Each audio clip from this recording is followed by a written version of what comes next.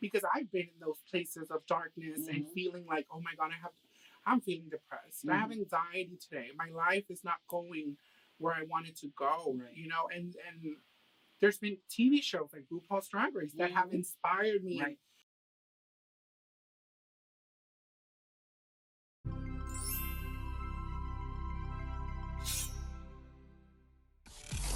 Welcome to Conversations in the Closet with your host, motivational speaker, fitness expert, and fashion guru, Theresa Roemer. Welcome back to Conversations in the Closet. I have an amazing guest, the Lushious Massacr. Do you love that? It's so sexy. I know, right? I need a name. It's luscious, but it's like savage and dark. That's kind of what I was going for. So I think the other day when we were doing my makeup for Halloween, we were talking about drag queens and all that. And you came up with a drag name for me. What was it, Brandy? What? A Brandy Regency. Girl, you heard it here first, honey. Theresa's name is Brandy Regency. Yes, ma'am.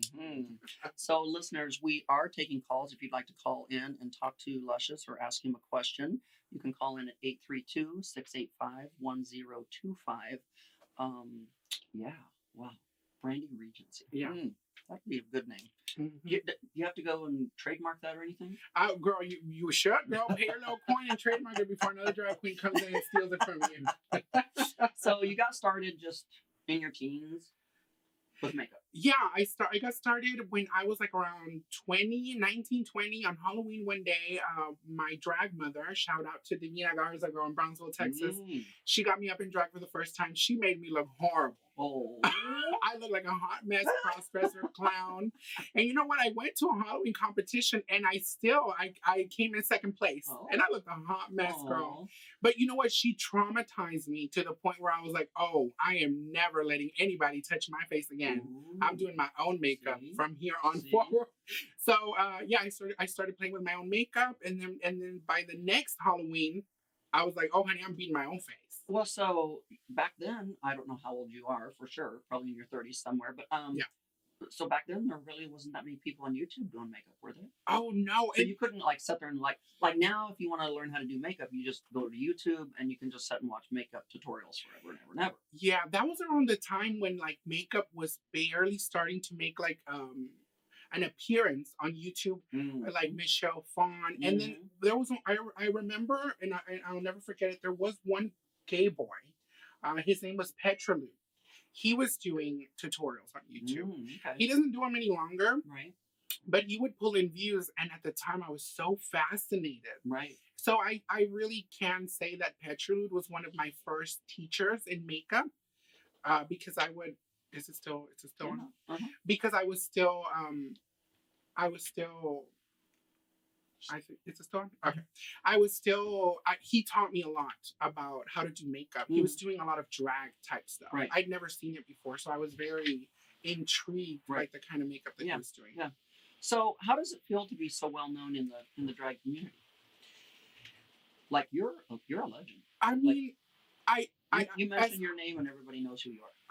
I mean, as humbly as I can say, and it's still crazy to me that people know what I'm doing, because I've kind of like made like an underground kind of name for myself, because I haven't been on any kind of reality TV show. Right. So I haven't done, the RuPaul's Drag Race or like any kind of TV show or anything like that.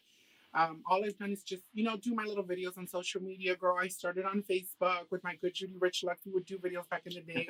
We didn't even know what we were doing, but something just called us. Right. And something said, get on camera, because we had a chemistry. Right. And we started doing funny videos. And then, I got on Instagram, and then now on YouTube, it's going so fast. No. I feel so lucky and so fortunate with, whatever is coming my way. So you don't really do makeup tutorials at all? I'm starting to on YouTube. Okay. I do, but I feel like the beauty community is in such a weird place right now, where people are not really responding that too much to tutorials. They kind of find it a little boring. They want more of like a personality, and they want to see what's behind the brain. You know, what's going on in my head, in our thoughts. Right. What do we stand for? What are we talking about? Or, so they just want to turn their phone on or their TV on, and they want to disconnect for 10, 20, 30 minutes, and they just want to have fun. I get so many comments from people, and they say, oh my God, I was going through, I was feeling depressed. I had a bad day. Right. I was going through something, and oh my God, I saw your video, and it just completely, it turned it around. Yes. I get so many comments. It's crazy. It is. And it just, it really, like, it shows me that there's a purpose behind what we're doing. Right. Because I've been in those places of darkness and feeling like, oh my God, I'm feeling depressed. I have anxiety today. My life is not going where I want it to go, you know, and there's been TV shows like RuPaul's Drag Race that have inspired me. Right. They light that fire, and they kind of allow you to disconnect from whatever hardships you're going through. For me personally. Does it kind of shock you that so many RU girls recognize you? It doesn't, and it's like I said, it's so humbling that they do, because a lot of these girls could just be like, girl, I don't know you. Right. I'm not bothered by you. Right. But there really is so many girls who are sweethearts, and it hasn't gotten to their head, and they say, hey, you know what? Even before I got on the show, I would watch your makeup. Right. And you know, like, shout out to Monique Hart. When I saw her at DragCon, she was like, oh girl, before I even got on the show, like, I would watch your makeup, and I learned how to do my eyeliner through you because of you. See? And I was like, oh my God, like, that's just crazy to see that. You know, Miss Fame has also told me, you know, that she lives her, like, the way I apply glitter. You know, because I have like a unique way of doing my glitter. I love me some glitter, girl. You do. And Miss Fame also told me, you know, that she lived for the way I did my glitter application. So it's just been a whole bunch of moments that I've had with these girls, and they're just so genuine and so honest. So we have a caller on the line. It sounds like it's Joella. Come on, Joella. Yeah, I know who that is, girl. Do you know who Joella is? I do. Joella, are you on the line?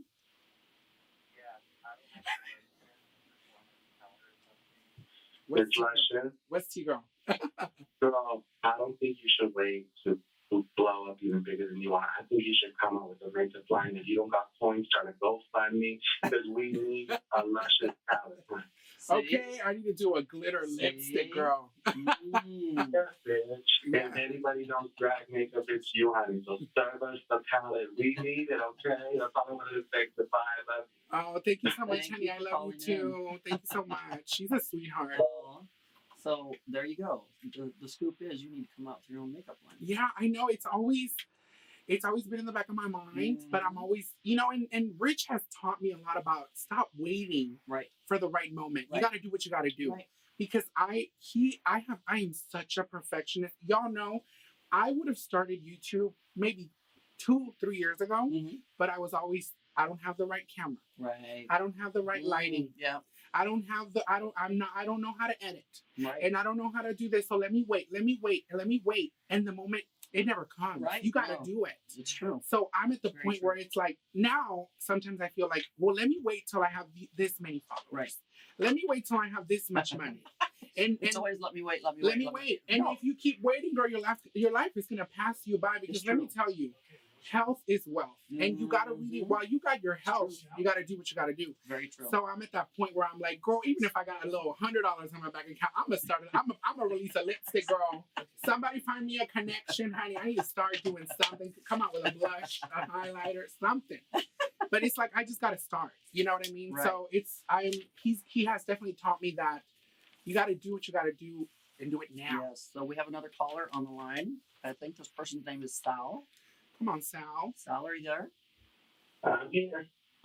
What would you like to ask or talk about?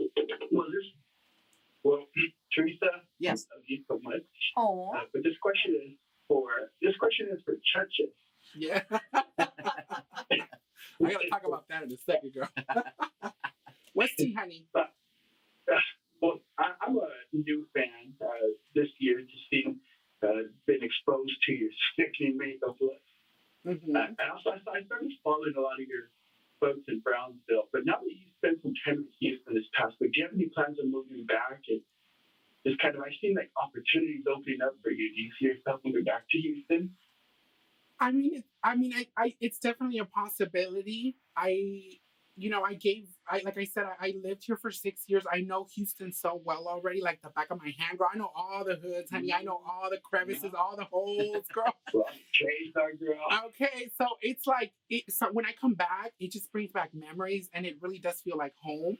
So I know if I came back, I would hit the ground running, and I would be like, let's do this, and we gotta do, so I'm excited for the possibilities, but Brownsville is always gonna be my home.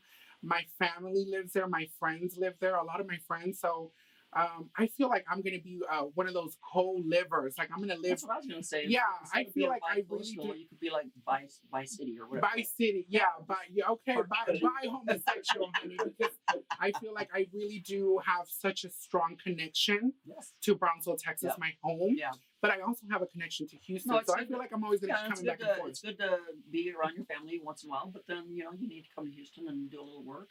There really is so many opportunities here. Well, thank you for sharing. No worries. It's just from my perspective, from social media. I just seen you booked and busy this past week or so. You've been in Houston, and I just feel that we need more of you. There's I know like the community are bringing new people up, and it's not that you're new, but you're definitely, your mark is, I can't wait to go up. Probably gonna say, can't wait to buy your palette. Yes, honey. Thank you so much. Thank you for calling in, Sal. Thank you so much for the love. Thank you. Yes. With that said, we're going to take another small break, and we'll be back shortly. Right now, there's so much change that I'm trying to create. Right. I'm trying to really bring awareness to the city of Brownsville, to be more inclusive for gay people, so they can understand what drag queens do. What we mean no harm. We just do it as an art form. Right. We just do it for fun, to entertain, and it's just like I want to be there in Brownsville so I can normalize a little bit of the gay experience for my people who are there, because there is a gay community in Brownsville. Oh, there is. Okay, yeah, so you're not the only person. Oh, no, absolutely no. Well, sometimes in a small town you might be the only one. Yeah. No, and right now I have a little bit of I know my popularity is not insane, but still, I feel like I have a little bit of privilege. You're not talking the truth now. Yeah. Come on. and I feel like I'm in a position where I have a little bit of a platform, and I'm excited that I can share it with my city of Brownsville, and try to, if there's any doubts or if there's any ignorance out there, try to show people that, we're just living our lives. We're just having fun. We mean no harm. I feel like drag, it's like comedy. We sit there and we just want to have fun and entertain people. And I'm excited that I can do that for that area, because it's, they don't see it every day. Right. So when you got started in makeup, was it for the purpose of drag, or did you just like makeup? Yeah, no, I think I just started with makeup. I just wanted to make myself look beautiful. So you probably worked in a makeup store? No, I'm self-taught. I honestly started on Halloween one day, and I just did it because when I went out with my friends, I just wanted to feel, I had very low self-esteem. Mm-hmm. So I just wanted to make myself look pretty, and I wanted to feel good about myself. I think that's just at the core, that's what makeup is supposed to be. Just making yourself feel good. You can go out of your house and you can feel attractive, or you can feel sexy, or you can feel cute. So a lot of the times I feel like makeup it's extremely personal, and it's just for us. Right. If other people like it, then that's awesome. Mm-hmm. If it gives us a little bit of attention. Right. But I feel like we do it for ourselves. So those of you that follow me on Instagram and Facebook, if y'all saw my Halloween costume that I wore Saturday night, Mr. Lushious right here did that. I mean, he transformed me into, oh my God, what was that? Like, we just went, it was like a black and white noir kind of film movie. Like, we wanted to, when people saw her, for it to look like she came out of a black and white movie. Yes. And then, I don't know, it's just, you radiate like this sexiness and like this attractiveness. Yes. You kind of turned it into like Storm Girl. She ended up looking like a superhero. I did. Yeah. I mean, I got to my event, and oh my gosh, I mean, like, people their mouths were falling on the floor. Like, they were like, OMG, like, wow. Yeah. And I was like, I saw your snaps. It looked so fun. Oh my God. And then you won. And then I won the contest. Oh my God. How did that feel? I was like, yay, Lushious helped me win. That's amazing. Yes. No, and before she left the house, I was like, girl, whatever you do, just remember to have fun. Yeah. Yeah, just have fun. That's if you win or you don't win, that's not the point. The point is, go out and live your life, have a little fun, girl. Yeah. And But anybody that knows me, they know that when there's a costume party, I'm the first one that's going to try to win. you take it serious. You're very competitive. Oh, yeah. I can tell, girl. So I was like, ooh, I gotta call on Luscious for this one. Yes. So back to your makeup. So did you ever work like in a MAC store or a Morphe or anything? Like, were you ever a makeup artist in a store? Yes, absolutely. I worked. Okay, so when I moved to Houston in 2011, I moved here like around 2011. In 2012, I started working at Sephora, and then I gave Sephora 6 years of my life, and then from Sephora, I just started making so many friends, and people were like, "Oh my God, there's this artist who works here," and then he's very, I had a little bit of a spunk to myself, to what my makeup was, because I was already doing very dramatic drag and crazy colors and using a lot of glitter, and a lot of artists at that time, they weren't really doing all that. Right. So then I got recognition and I got promoted, and I ended up working for Stila. Do you know that brand? No. It's a really cute brand. I don't know if they carry it in Sephora anymore, but a lot of people still they love the glitter. They do like glitter shadows, and they're very famous for like their wet highlighters. They have a really, oh my God, girl, I was a brand educator. So I would go into all the Sephoras in Houston. I would travel all over to train the Sephora employees on how to sell and use Stila. So, okay, so were you Martin in the store? Yes, I was Martin. Luscious? No, I was Martin 100%. Luscious is kind of like your... It's kind of like my, name, Luscious is my drag name. She's like my extracurricular activity. It's like my, when I put my wig on and it's like a cape. I really do feel like a superhero, and I turn into another person. Right. So that was Luscious, but that was what I was doing on the side when I was working at, as an artist, as an actual makeup artist. I was showing up as Martin. And just being serious about my art, you know? Yeah. So were you allowed to wear makeup and everything? Oh, yes. And you know what? The times have changed. Everything has progressed, because back then it was very frowned upon to be a boy who wore makeup. Right. I remember at Stila, my manager pulled me aside one day, and she was like, try not to do so much. We want you just to wear a regular face. So pretty much what she was saying is she didn't want me to be wearing makeup. Right. And I ended up leaving Stila for that reason, because I've always been like, my passion as a boy is just wearing makeup. Right. I love how I feel in it. So when you interviewed for Stila, did you have makeup on that day? I did, but just like what you're looking at right now, just my brows. Right. So they told me to minimize, because one day I went in like in full beat, and they were like, "No, baby, you gotta tone it down, girl. Calm down. You're doing the most." So you tried to appear as Luscious. Yeah, pretty much, girl. And then I showed up as a cross-dresser. No, and then. And then times have changed, because now if you look at the beauty community and the beauty industry, the top heavy hitters in the games are all boys in makeup. Yes, Jeffree Star, James Charles, Patrick Star, Manny MUA. So times have changed. Bretman Rock too. So it's just crazy how, sometimes it's like being a drag queen. If people don't see it every day, they see it as like this weird thing that they don't understand. Right. They don't know how to define it. Right. But if we keep pushing along and, we show up every day, the boys show up painted. Right. We're going to get to a point where it is now where it's normal to see a boy in makeup. And look how popular Jeffree Star is. Yeah. They have normalized men in the beauty industry who wear makeup. So I think that's just a general rule of life. Is a lot of times people, they don't see something every day, so they kind of don't understand it. Right. And I think they get scared. And I mean, let's be honest, it's part of the human condition that we sit there and we criticize everything and we break it apart. Let's be honest, that's what we do. That's true. So I think with time, if people see things every day and they kind of see that, hey, it's normal. It's just these people just want to be happy. Right. It kind of becomes a normal thing to them, and they're no longer threatened. And then they can sit back and also enjoy it. Right. Yeah, because now I feel like men in the beauty industry, now they're teaching a whole generation of women how to do their makeup. Very true. And how to, so it's crazy. How... And who would have ever thought that we, as women, would take makeup advice from a man? I know. Right?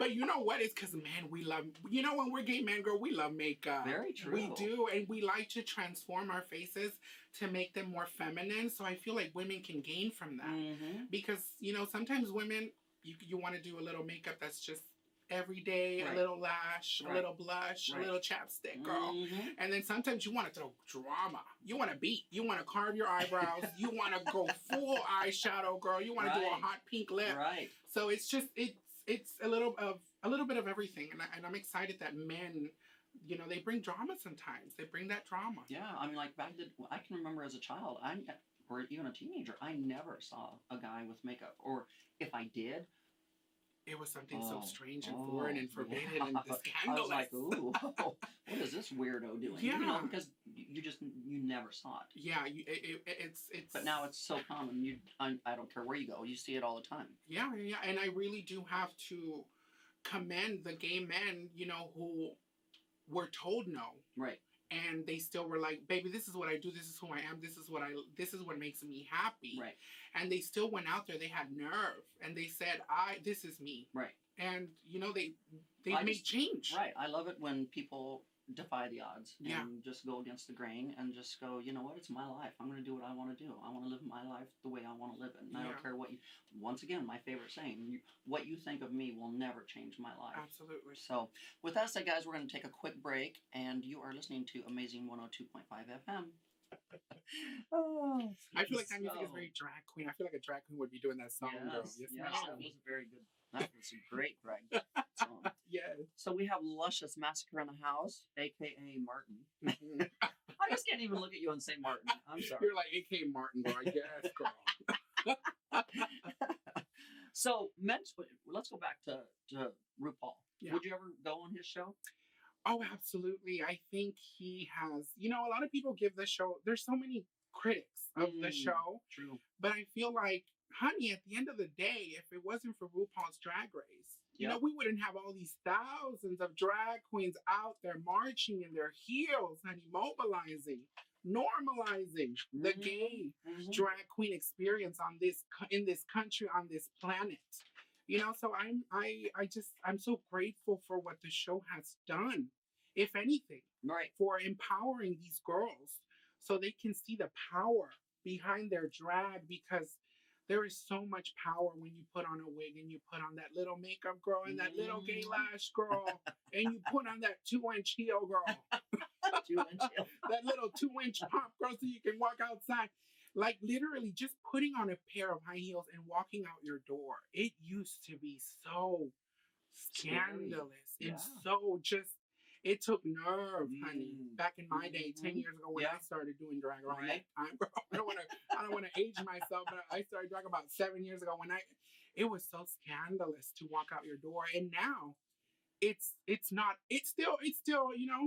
can be scary, but it's not as scary as it used to be. A lot more. And there is so many, we got so many girls out there really making it work, honey, really, really going out there and making a name for themselves and building a platform and making their voices heard about the things that they care about. Right. You wanna know a little bit about RuPaul? Do you know he has a second home in Douglas, Wyoming?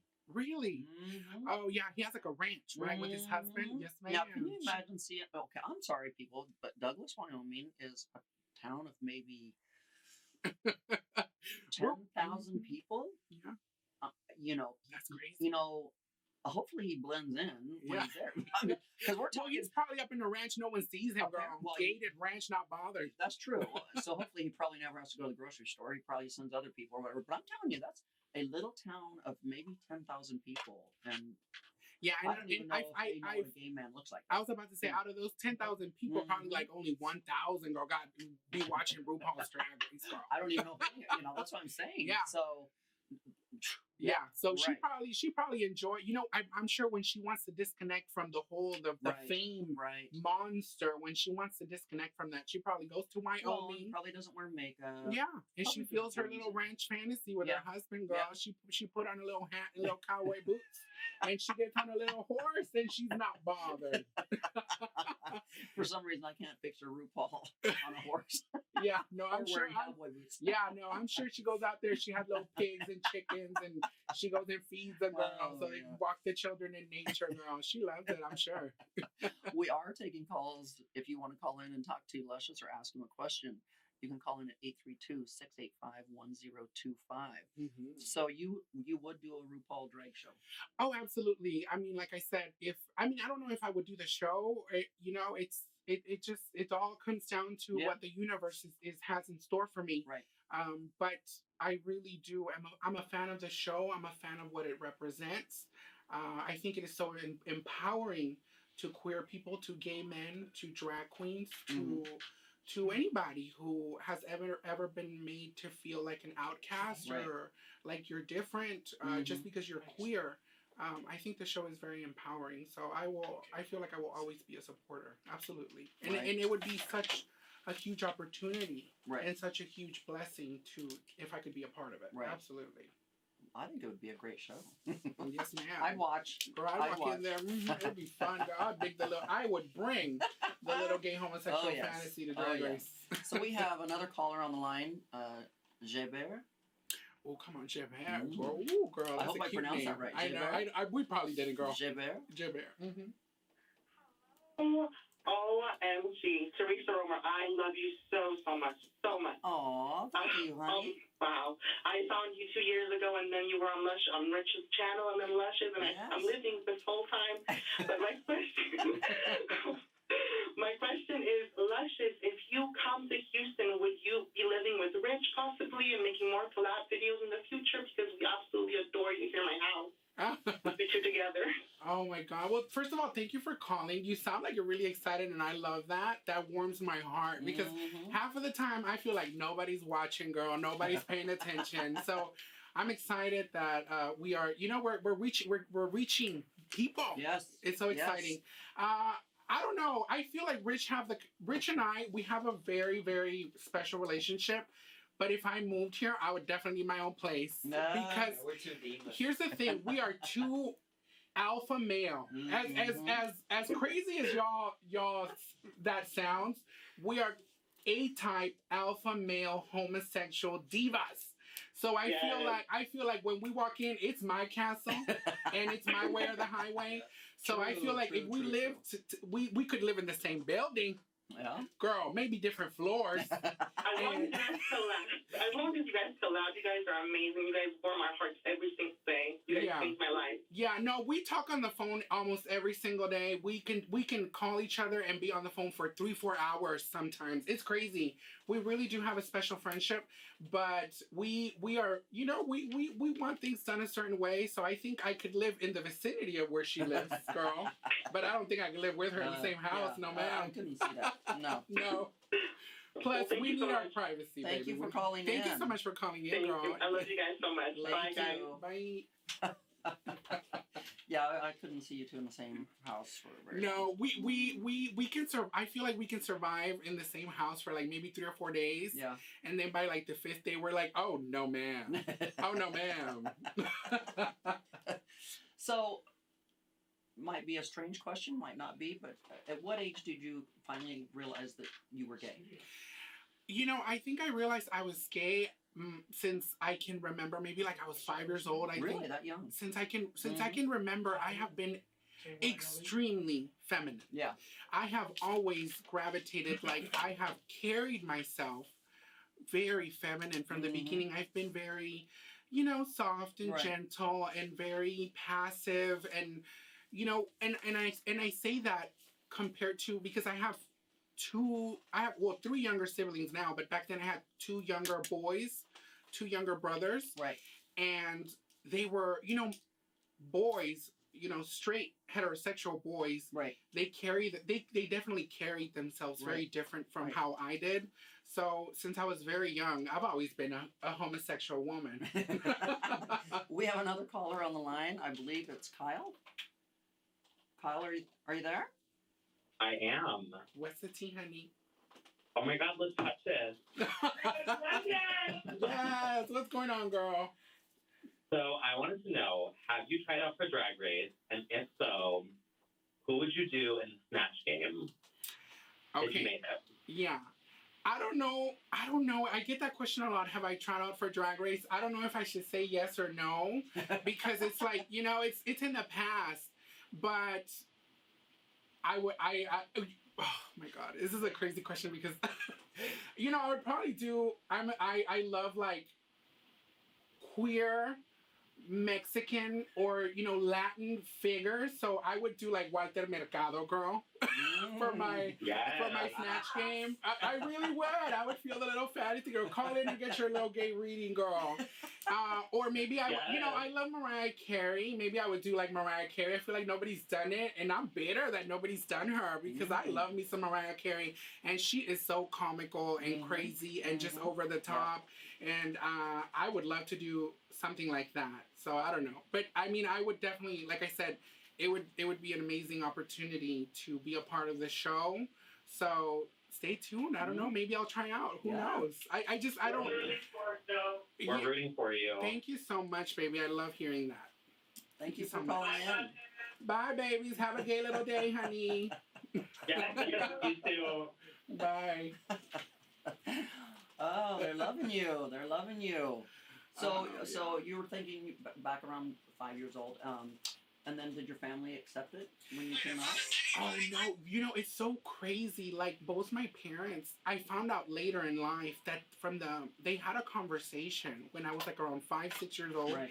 My mom and my dad, and my dad was like, just leave him alone. Don't even address it. Dad said that. And my dad was like, we don't want to make him uncomfortable. Right. And my whole life I didn't officially come out till I was about 24.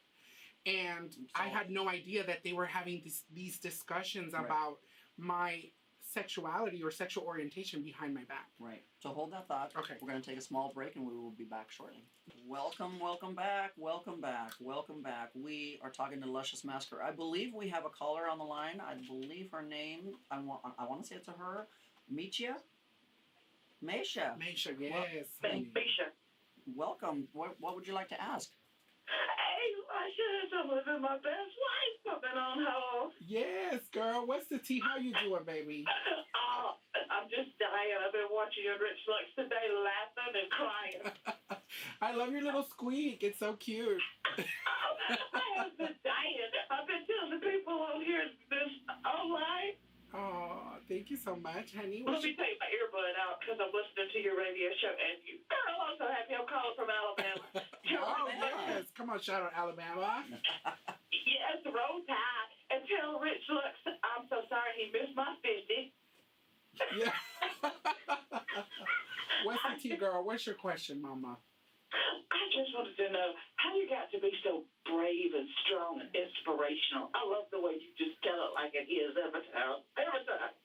You know, it's a funny thing. I used to be so insecure. It was like crippling. I had so many insecurities in my life, but honestly, I can credit it to my drag mothers, these women who have come before me, these drag queens like Divina Garza, Charo Beans DeBarge, like drag queens who have showed me how to fall in love with myself and how to have confidence and how to just believe in what in my worth, know my worth. And they've taught me so many lessons. If I didn't have those mothers, it's really like you build your own gay family. Sometimes you need that. Yes. You need to find your tribe of gays, and those drag queens, they really guided me so I could find myself, because for so many years I was so lost when I was younger, and they really helped me find who I am and be secure in who I am and believe in myself wholeheartedly. So I really do have to credit these gay women, these gay homosexual drag queens, because and now they taught me those lessons, and now I get to pay it back. Right, exactly. Now I get to be a drag mother to other gay children that I see coming up, and I see them making some of the mistakes that I used to make when I was younger. And I try to guide them and tell them, no, baby, don't do that. Because sometimes when you fail, there's mistakes that they cost a very heavy price. Right. Yeah. So I try to, now I feel like I'm a drag, and that's the beauty of YouTube, because now I feel like I'm a drag mother to all of these little gay children. That's right. There's an ambassador, yeah, honestly. And a queen. Okay, a queen, honey, a queen. And it's very empowering to, if you can turn on that little gay video and you can watch what I'm talking about, or whatever nonsense I'm talking about, and it can maybe turn a little light bulb on, change and someone's life. it can make you feel good, or maybe you see life in a different way, then I feel like I've done my part. True. And that's really how I see this whole drag journey right now. Right. Yeah. It's so amazing, and everything you're talking about, the vibe, the change, and it's all standing up. I just love it all so much. I just live for it. Well, thank you so much, sweetheart. Have a great day. Oh, she sounds like just a little gay homosexual bundle of love, honey. Just love y'all. I just want to give you a little hug, girl. Yeah. Okay. Virtual hugs. Oh, Yes. thank you. Thank you so much, for Mama. calling in. Absolutely. Bye. She's so you made her day. Oh, she made mine.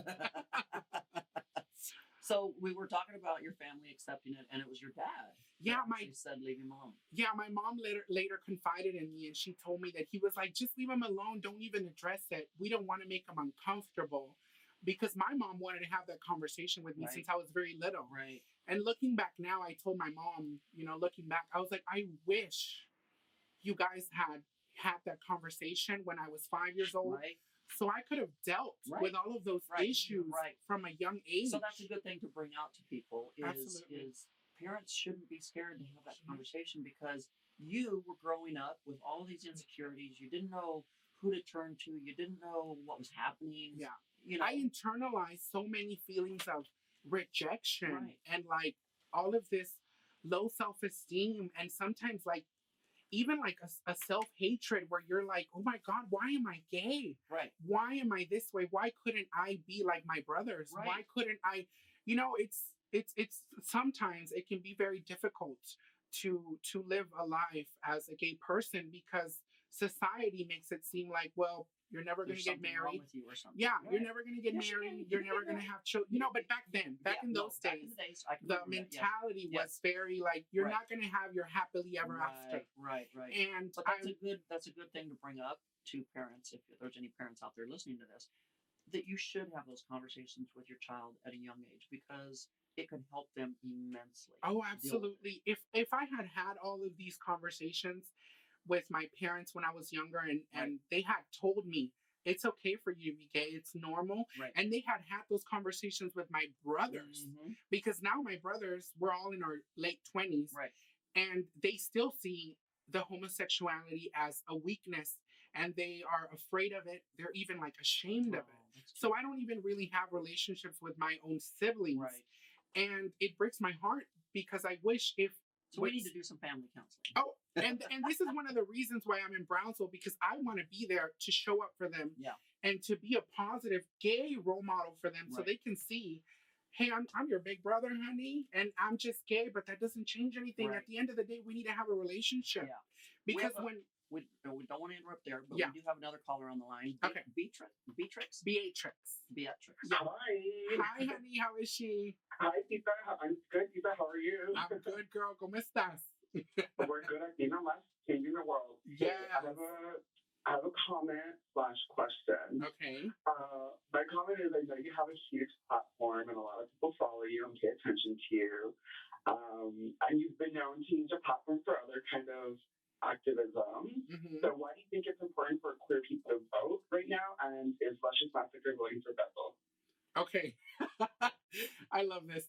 I think it's very, very important for queer people to vote, because, I mean, at the end of the day, you have to be involved in actually creating change. There's so many platforms out there of queens and, gay people who are having the conversations, but at the end of the day, you have to turn that thought into an action. Right. So you actually have to go out there and vote. So everybody who's listening, I challenge you guys, please go and vote. I'm definitely voting for Beto, and I really don't like to get too much into politics.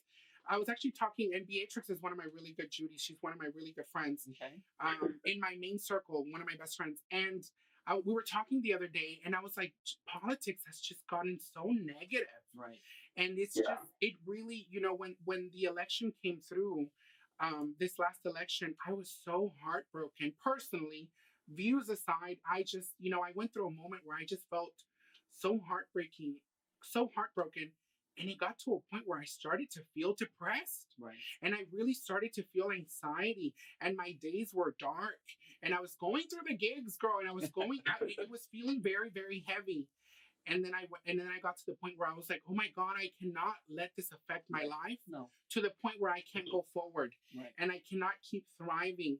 And I needed to hold on to my sanity. So I don't dwell into politics as much as I used to, because I used to be very vocal.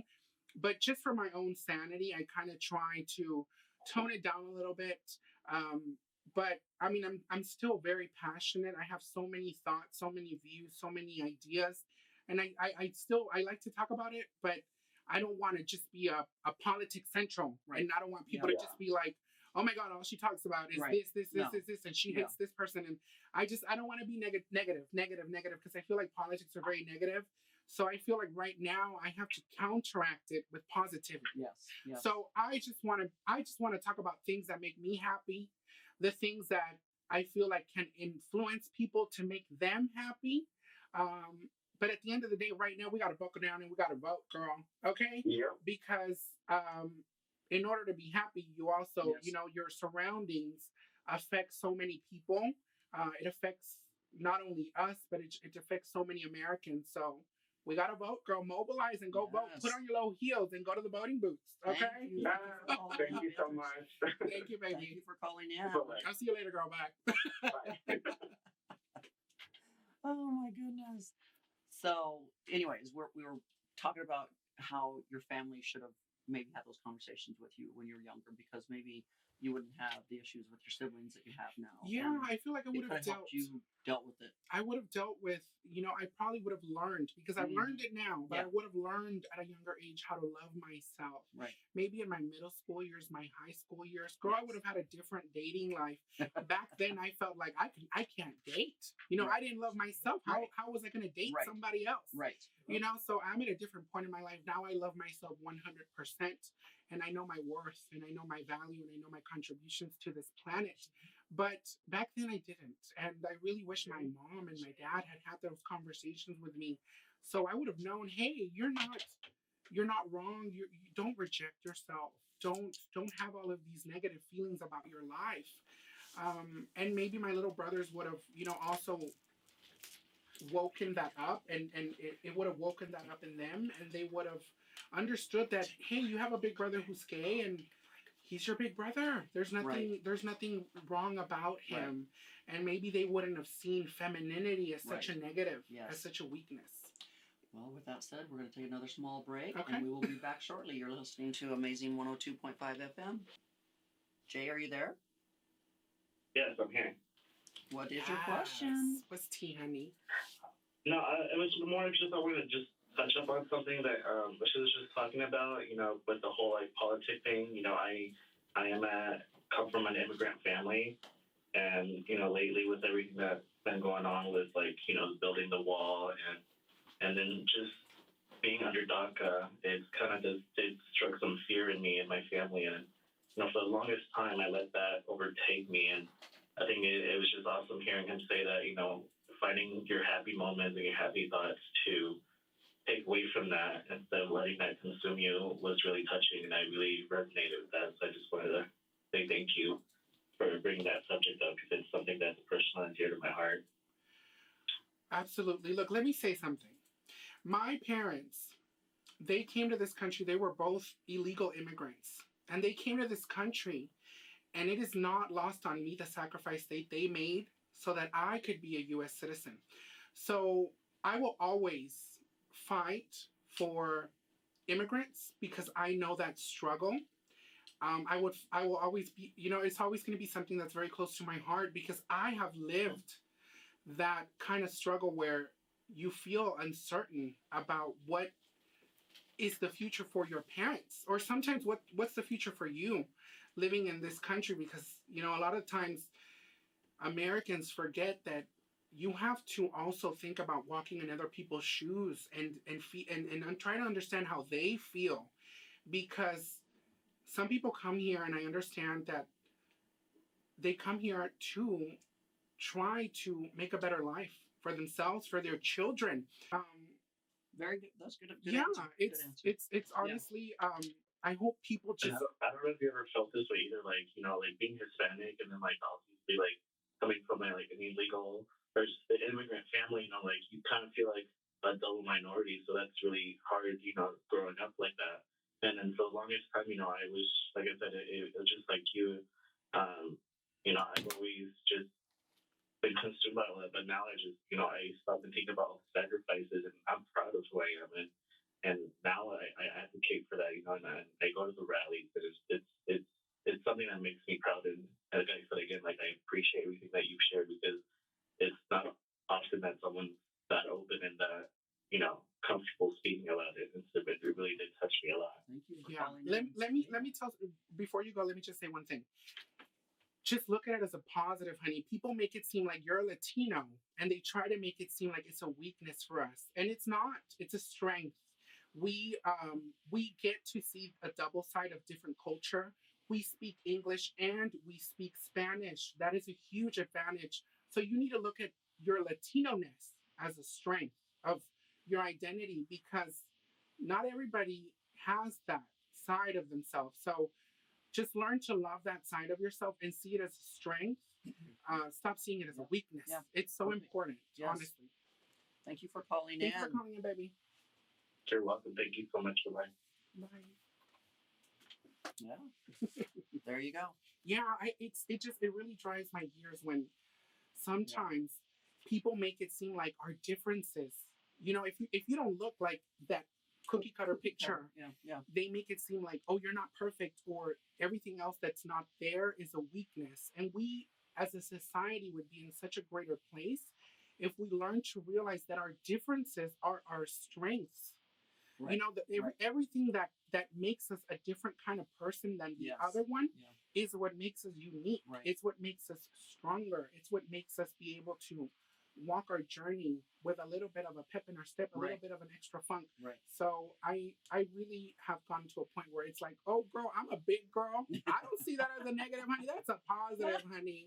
Okay, I can speak on the issues of being a big girl because I have lived it. Okay, right. So I see that my some people call it a weakness. I call it a strength. So when how do you know when it's appropriate to call someone a she when clearly they're a he? Yeah. It's without offending them. Right.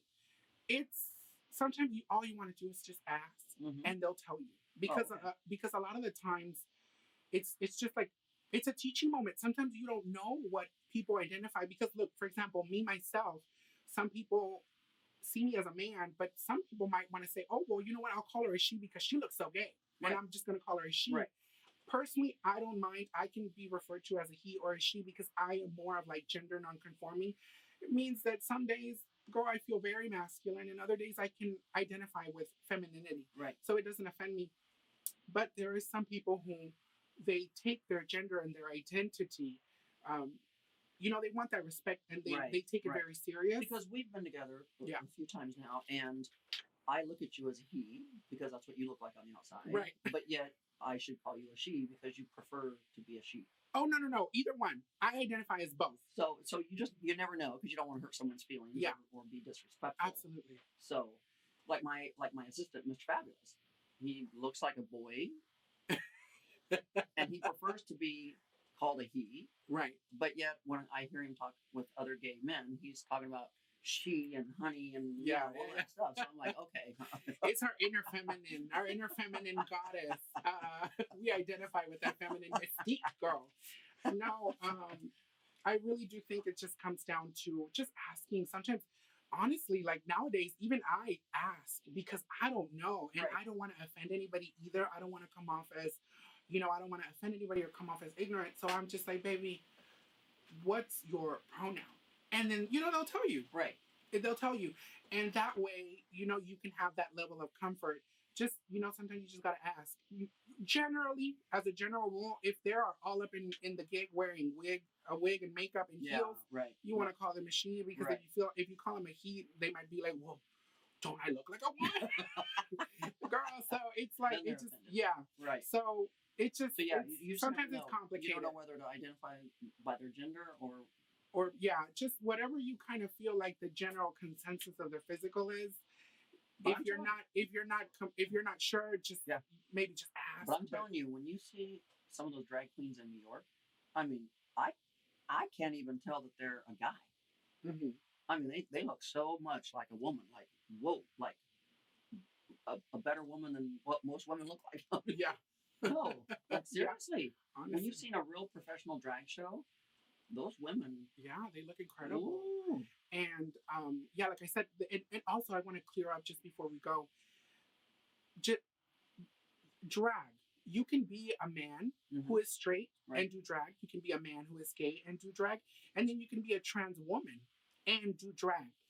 So just make sure that whenever you see a trans woman who identifies as a trans woman, it doesn't automatically mean they are a drag queen. Right. If you call them a drag queen, it would be offensive to them.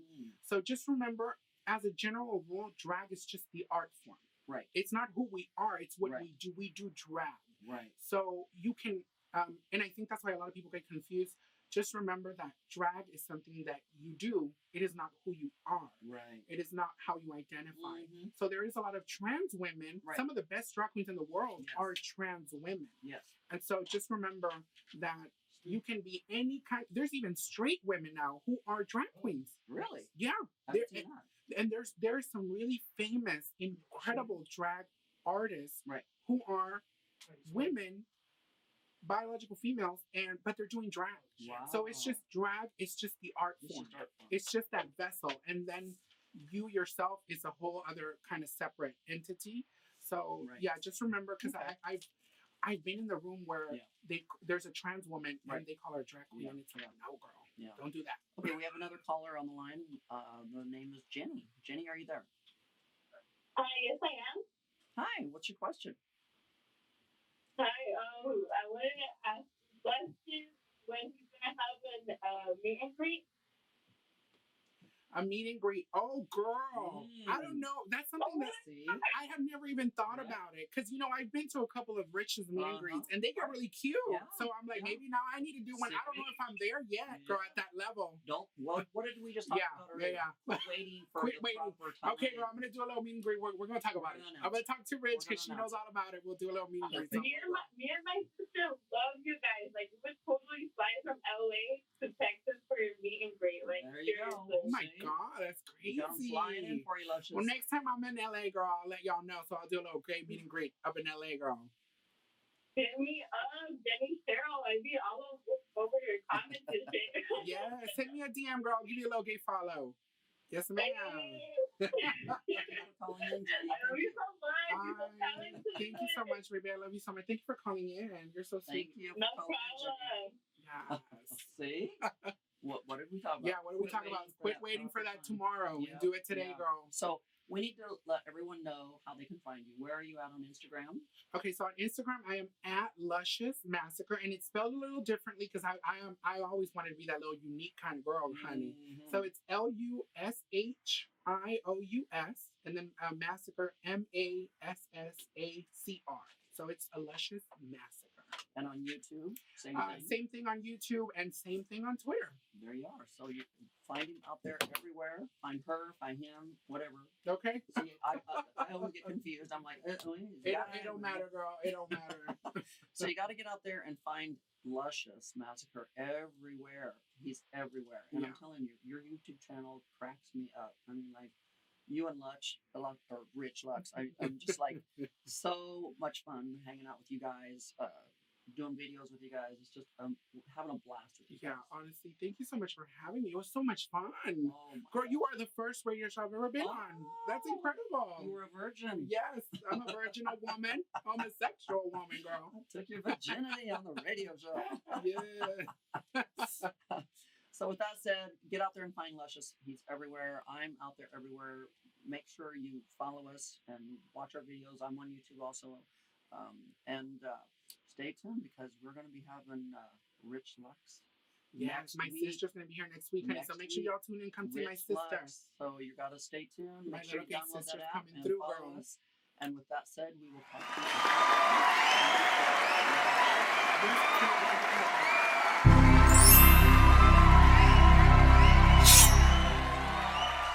Glutathione is a big word. It's the body's own master antioxidant. It's a scavenger for free radical, bacteria, and viruses. There are no products in the market with the ingredient Nasset. Nasset increases the production of glutathione that's in our body already to strengthen and enhance our immune system, elevate sense of well-being, support muscle strength and endurance, cognitive function, and liver support. It helps with increased energy and blood sugar regulation. Get your bottle of GSH Plus from www.salvationnutra.com.